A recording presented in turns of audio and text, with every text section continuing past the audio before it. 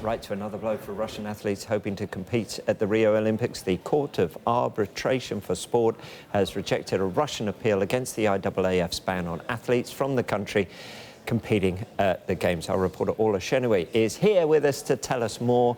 Right, tell us more about this decision today. What does it all mean?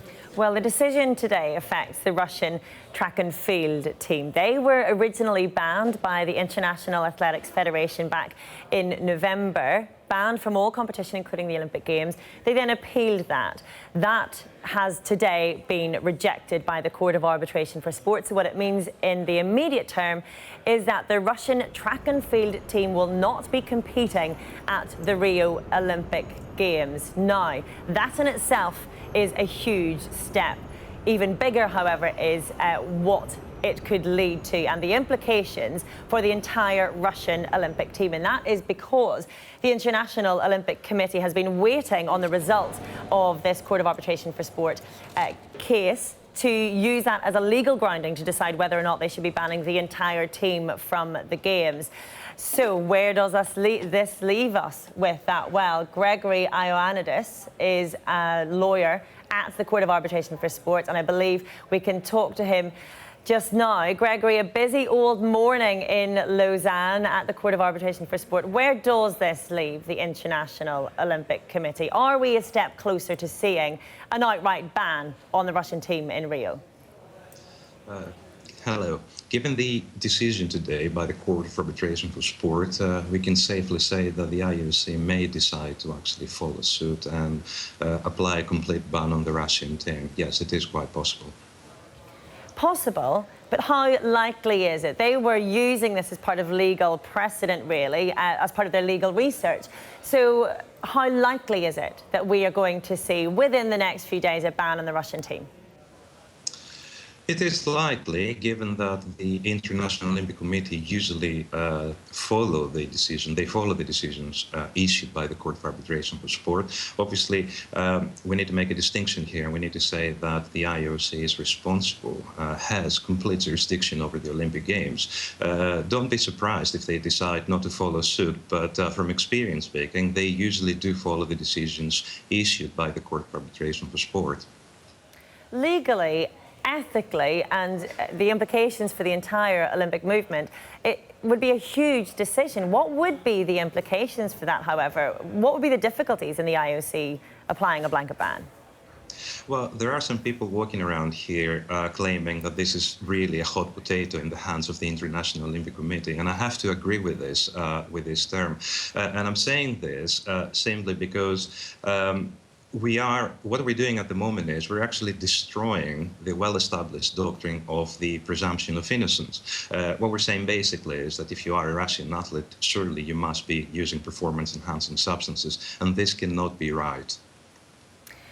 Indeed, and that would be a very strong message to send out. What kind of a compromise, though, can the IOC possibly come up with at this stage? 15 days to go until the Olympic Games get underway. What can they decide to do that would stop short of a ban and yet satisfy all parties?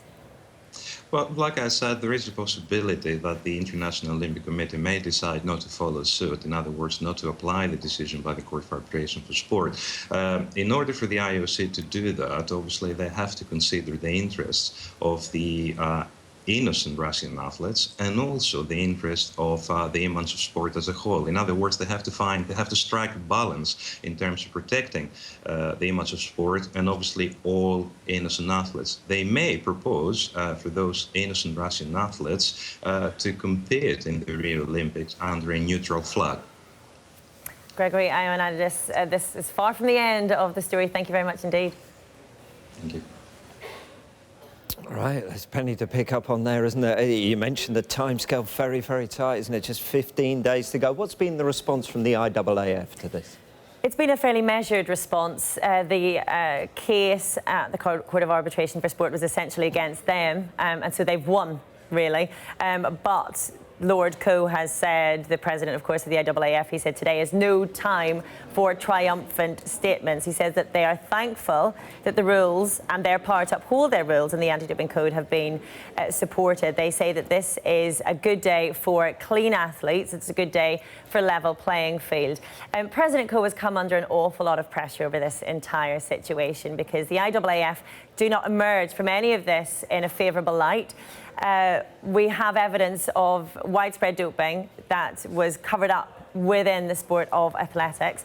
That is something that Coe has said happened under his predecessor. However, he was at that time vice president. And so whether this will now vindicate Lord Coe and allow him to get on with the job that he stated he wanted to do, which was to move athletics forward and to build on the clean sport, remains to be seen. However, for now, the IAAF have essentially won, but they will be short of one of the great powerhouses when it comes to the Olympic Games. They will be happy about that, although the history books will decide whether or not the Olympic Games are any poorer for it.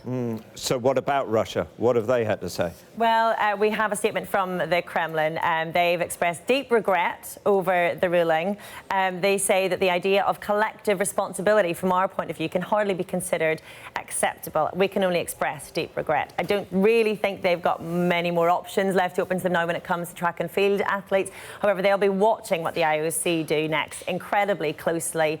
If, for example, the IOC do decide to issue a blanket ban, I think we can expect a fairly strong response from the Russians. They're disappointed today, but we will wait to see what happens to the rest of their Olympic team within the next few days. Yeah, but as you said, we are working towards a very tight frame. This isn't 6 months ahead, this isn't a year ahead, this is 15 days ahead. It's a fast developing story. What can we expect?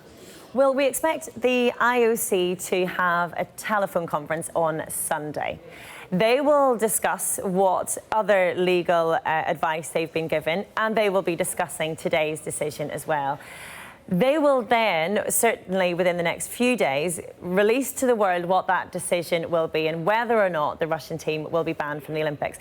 It would almost seem that that would be a foregone conclusion given what the Court of Arbitration for Sport have decided today, but it's not. It's still a huge step to ban an entire nation, and one that is a sporting powerhouse, from the Olympic Games.